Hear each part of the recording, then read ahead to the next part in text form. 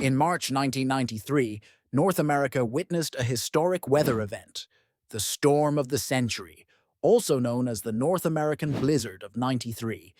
This massive cyclone swept across the continent, affecting 26 US states and multiple Canadian provinces. It spanned from Cuba to Canada, unleashing hurricane-force winds and dumping over 60 inches of snow in some areas from the Gulf of Mexico to Maine. Nearly 10 million people experienced power outages, while over 300 lives were tragically lost. As air travel was crippled, cities like Atlanta and Birmingham saw snow accumulations unheard of in their histories.